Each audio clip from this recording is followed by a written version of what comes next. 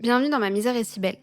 Ce podcast est un espace de partage, parce que parfois, en écoutant l'histoire de quelqu'un d'autre, on trouve un écho à la sienne. Dans un monde où on se croise sans toujours se comprendre, j'ai décidé de raconter un bout de mon histoire, et peut-être aussi un peu de la tienne. Jeudi dernier, on a parlé d'élever sans titre, de ces adultes qui accompagnent des enfants sans être parents, sur le papier, de ces liens discrets mais essentiels. Aujourd'hui, on va parler d'autre chose, du manque, de ce qui se passe quand une figure essentielle a pas su être là, et de tout ce que ça laisse, longtemps, même quand on croit avoir tourné la page. Si t'as écouté mes autres épisodes, tu le sais. J'ai grandi avec un père qui est malade, schizophrène. De mes 3 à mes 14 ans, il a vécu avec nous. Présent, mais souvent ailleurs. Un peu comme une colocation, sans lien. À la maison, il cuisinait pas, il faisait pas les courses, il signait pas les cahiers, il oubliait les anniversaires. Il m'a jamais emmené à l'école, il est jamais venu me chercher non plus. Et dès le CP, je partais seule le matin. 6 ans à peine, cartable sur le dos et déjà l'habitude de pas attendre qu'on m'accompagne. Chez moi, tout reposait sur ma mère. Le ménage, les repas, les devoirs, le linge, absolument tout. Et lui, il était assis là, comme un décor familier. Et parfois, il demandait qu'on le serve.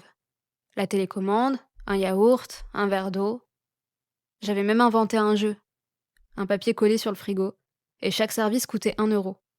Je faisais des traits, et à la fin de la semaine, il me devait 20, parfois 30 euros.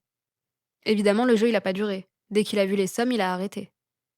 Moi, ça me faisait rire. Mais c'était surtout une manière d'essayer de remettre un peu de justice dans tout ça.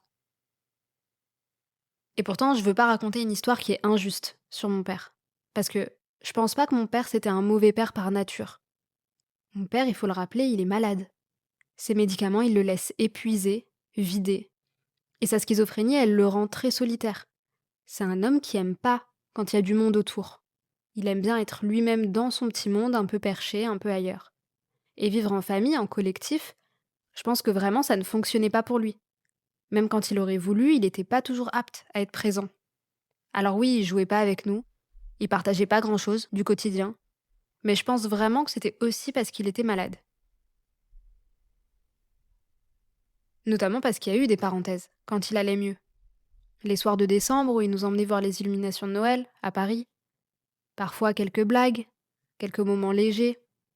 Et puis il me disait souvent: Tu m'aimes jusqu'à combien? Et moi j'étais toujours censée répondre jusqu'à l'infini. C'était un peu notre manière rigolote de se dire qu'on s'aime. C'était un peu maladroit, mais sincère. Et puis je les ai vus, ces demi-pas. Il nous emmenait parfois en vacances, dans de beaux hôtels, de jolis cadres, avec l'idée lointaine de nous faire plaisir. Mais une fois sur place, il s'occupait pas de nous. C'est moi qui m'occupais de mon frère et de ma sœur, et personne s'occupait vraiment de moi. Comme s'il faisait à chaque fois un petit pas, mais il s'arrêtait au milieu. Plus tard, il m'a aussi quand même aidé un petit peu financièrement pour mon école de commerce. Et c'est quand même important de le souligner, parce qu'il y a eu une sorte de soutien. C'est juste qu'elle n'était pas toujours au bon endroit, ou qu'elle n'est pas allée jusqu'au bout. Mais je tiens quand même à dire qu'il y en a eu.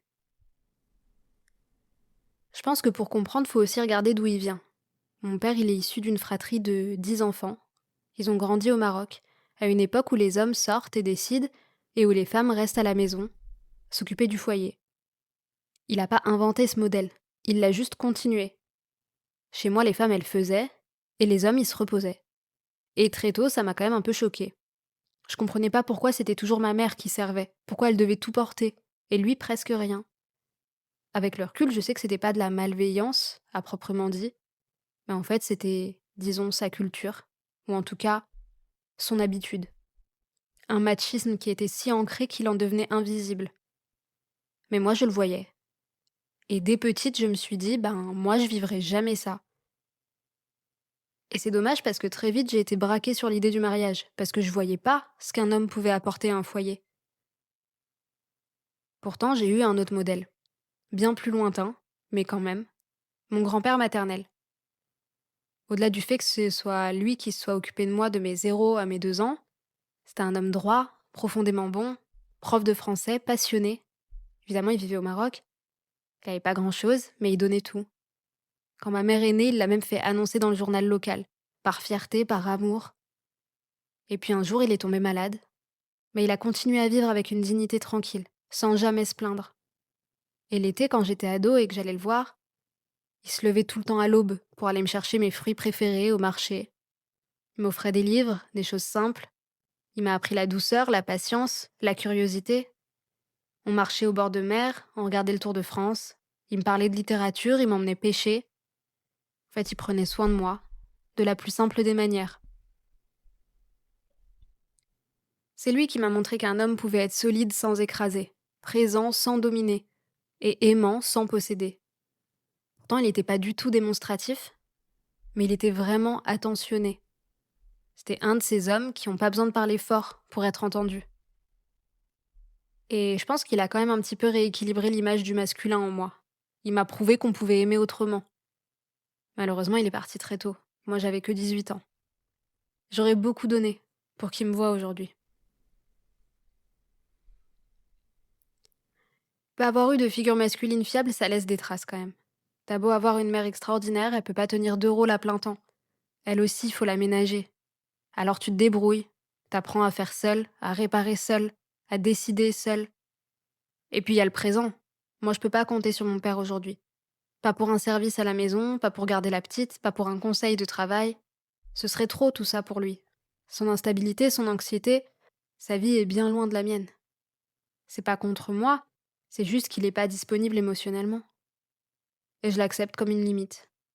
Ça protège tout le monde. Et en même temps, la vie, elle nous a mis une distance. Le divorce. Et c'est marrant parce que 10 ans plus tard, je vois autre chose apparaître entre nous. Quand il part en vacances, mon père maintenant, il pense à moi. Il me ramène toujours quelque chose. Même si c'est complètement impersonnel, il y pense. Il m'appelle aussi plus souvent, et moi aussi je pense à l'appeler. Quand on se voit, on se prend dans les bras, on est quand même heureux de se voir, et je crois que ça lui convient.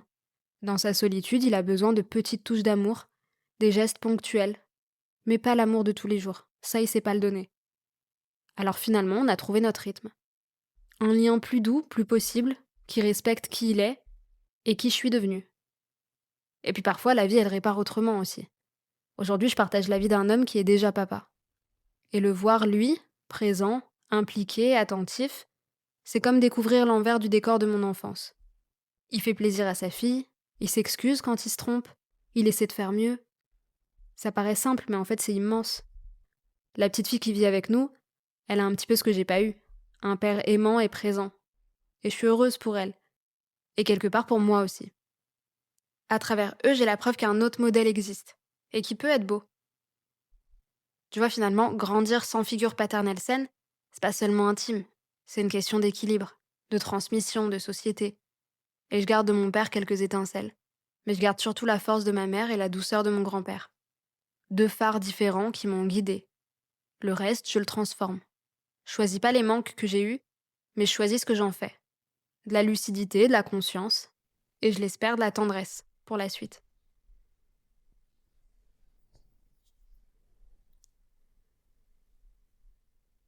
On grandit avec des absences, et puis on devient adulte. On croit qu'on va enfin respirer. Et là, une autre pression arrive. Celle du temps. L'âge, la carrière, la réussite. Toutes ces cases qu'on devrait cocher au bon moment. Dans le prochain épisode, on va parler de cette horloge sociale. Et de l'idée qu'on serait en retard sur sa propre vie. Merci de m'avoir écouté.